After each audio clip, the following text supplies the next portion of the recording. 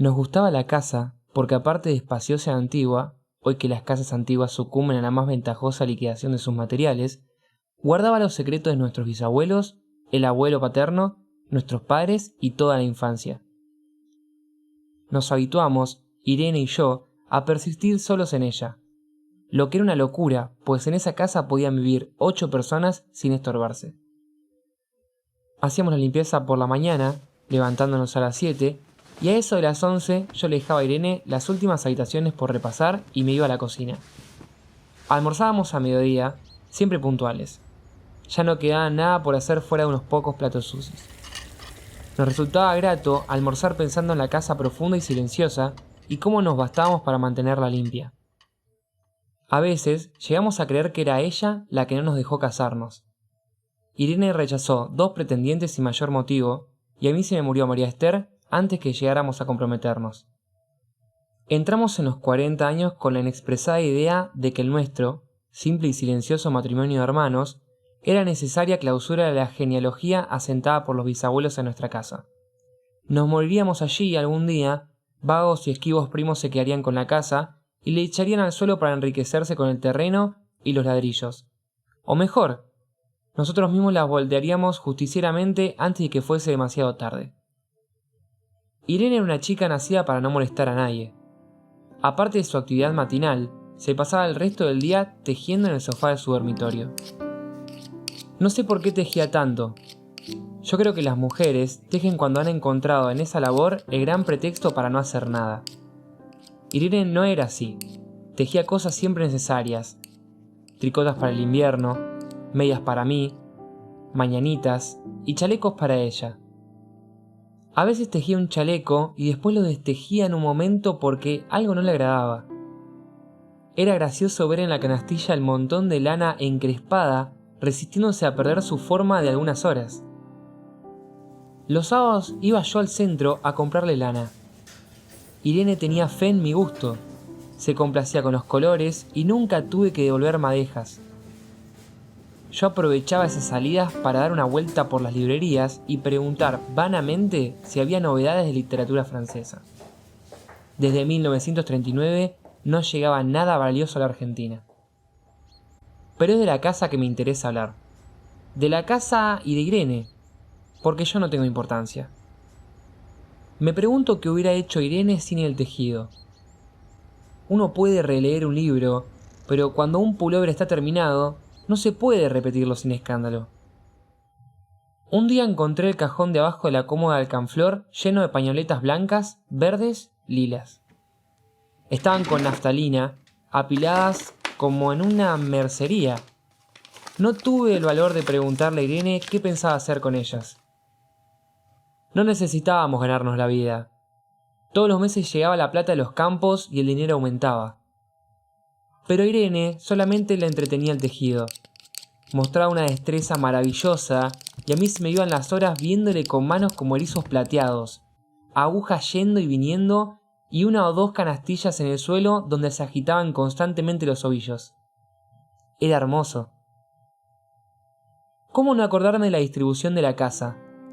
El comedor, una sala con gobelinos, la biblioteca y 3 dormitorios grandes que daban en la parte más retirada, la que mira hacia Rodríguez Peña. Solamente un pasillo con su maciza puerta de roble aislaba esa parte del ala delantera donde había un baño, la cocina, nuestros dormitorios y el living central, al cual comunicaban los dormitorios y el pasillo. Se entraba a la casa por un zaguán con mayólica, y la puerta cancel daba al living, de manera que uno entraba por el zaguán, abría la cancel y pasaba al living. Tenía a los lados las puertas de nuestros dormitorios y al frente el pasillo que conducía a la parte más retirada. Avanzando por el pasillo, se franqueaba la puerta de roble y más allá empezaba el otro lado de la casa.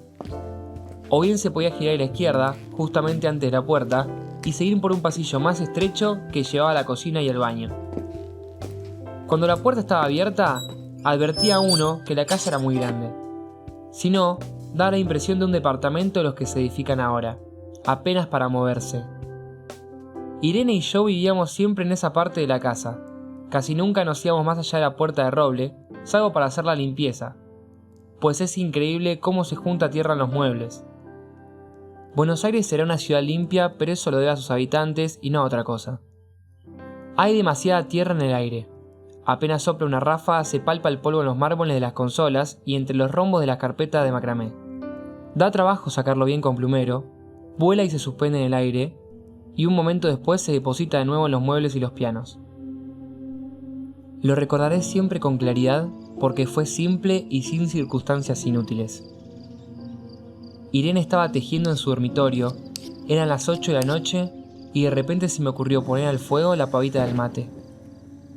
Fui por el pasillo hasta enfrentar la entornada puerta de roble y daba la vuelta al codo que llevaba a la cocina cuando escuché algo en el comedor o la biblioteca. El sonido venía impreciso y sordo, como un volcarse de sillas sobre la alfombra o un ahogado susurro de conversación. También lo oí, al mismo tiempo un segundo después, en el fondo del pasillo que traía desde aquellas piezas hasta la puerta. Me tiré contra la puerta antes de que fuera demasiado tarde. La cerré de golpe apoyando el cuerpo. Felizmente la llave estaba puesta de nuestro lado, y además corrí el gran cerrojo para más seguridad. Fui a la cocina, calenté la pavita y cuando estuve de vuelta con la bandeja del mate, le dije a Irene: tuve que cerrar la puerta del pasillo, han tomado la parte del fondo. Dejó caer el tejido y me miró con sus graves ojos cansados. ¿Estás seguro? Asentí. Entonces, dijo recogiendo las agujas, tendremos que vivir en este lado.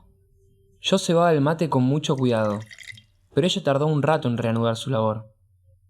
Me acuerdo que tejía un chaleco gris. A mí me gustaba ese chaleco. Los primeros días nos pareció penoso porque ambos habíamos dejado en la parte tomada muchas cosas que queríamos. Mis libros de literatura francesa, por ejemplo, estaban todos en la biblioteca. Irene extrañaba unas carpetas, un par de pantuflas que tanto la abrigaban en invierno. Yo sentía mi pipa de enebro y creo que Irene pensó en una botella de esperidina de muchos años. Con frecuencia, pero esto solamente sucedió los primeros días, cerrábamos algún cajón de las cómodas y nos mirábamos con tristeza. No está aquí. Y era una cosa más de todo lo que habíamos perdido al otro lado de la casa. Pero también tuvimos ventajas. La limpieza se simplificó tanto que aún levantándose tardísimo, a las 9:30 por ejemplo, no daban las 11 y ya estábamos de brazos cruzados. Irene se acostumbró a ir conmigo a la cocina y ayudarme a preparar el almuerzo. Lo pensamos bien y se decidió esto. Mientras yo preparaba el almuerzo, Irene cocinaría platos para comer fríos de noche.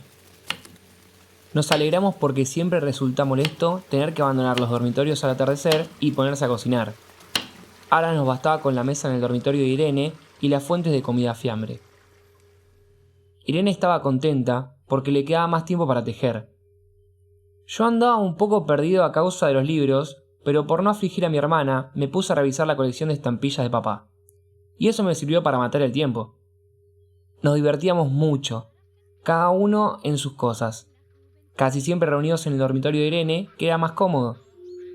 A veces Irene decía: Fíjate este punto que se me ha ocurrido. ¿No da un dibujo de trébol? Un rato después, era yo el que le ponía ante los ojos un cuadradito de papel para que viese el mérito de algún sello de Eupen y Malmedy. Estábamos bien, y poco a poco empezábamos a no pensar. Se puede vivir sin pensar. Cuando Irene soñaba en altavoz, yo me desvelaba enseguida. Nunca pude habituarme a esa voz de estatua o papagayo, voz que viene de los sueños y no de la garganta. Irene decía que mis sueños consistían en grandes sacudones que a veces hacían caer el cobertor. Nuestros dormitorios tenían el living de por medio, pero de noche se escuchaba cualquier cosa en la casa. Nos oíamos respirar, toser, presentíamos el ademán que conduce las llaves del velador, los mutuos y frecuentes insomnios. Aparte de eso, todo estaba callado en la casa. De día eran los rumores domésticos, el roce metálico de las agujas de tejer, un crujido al pasar la hoja del álbum filatélico. La puerta de roble, creo haberlo dicho, era maciza. En la cocina y el baño, que quedaban tocando la parte tomada, nos poníamos a hablar en voz alta o Irene cantaba canciones de cuna. En una cocina hay demasiado ruido de loza y vidrios para que otros sonidos irrumpan en ella. Muy pocas veces permitíamos allí el silencio, pero cuando tornábamos a los dormitorios y al living, entonces la casa se ponía callada y a media luz. Hasta pisábamos más despacio para no molestarnos. Yo creo que era por eso que de noche, cuando Irene empezaba a soñar en voz alta, me desvelaba enseguida. Es casi repetir lo mismo, salvo las consecuencias. De noche siento sed y antes de acostarnos le dije a Irene que iba hasta la cocina a servirme un vaso de agua. Desde la puerta del dormitorio, ella tejía, oí un ruido en la cocina. Tal vez en la cocina o en el baño, porque el codo del pasillo apagaba el sonido. A Irene le llamó la atención mi brusca manera de detenerme, y vino a mi lado sin decir palabra.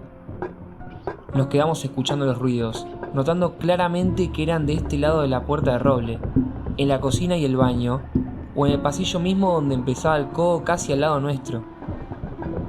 No nos miramos siquiera. Apreté el brazo de Irene y la hice correr conmigo hasta la puerta cancel, sin volvernos hacia atrás. Los ruidos se oían más fuertes, pero siempre sordos, a espaldas nuestras. Cerré de un golpe en la cancel y nos quedamos en el zaguán. Ahora no se oía nada. Han tomado esta parte, dijo Irene. El tejido le colgaba de las manos y las hebras iban hasta la cancel y se perdían debajo. Cuando vio que los ovillos habían quedado del otro lado, soltó el tejido sin mirarlo. ¿Tuviste tiempo de traer alguna cosa?, le pregunté inútilmente. No, nada. Estábamos con lo opuesto. Me acordé de los 15.000 pesos en el armario de mi dormitorio. Ya era tarde ahora. Como me quedaba el reloj pulsera, vi que eran las 11 de la noche. Rodé con mi brazo a la cintura de Irene. Yo creo que ella estaba llorando. Y salimos así a la calle. Antes de alejarnos tuve lástima. Cerré bien la puerta de entrada y tiré la llave a la alcantarilla. No fuese que algún pobre diablo se le ocurriera robar y se metiera en la casa, a esa hora y con la casa tomada.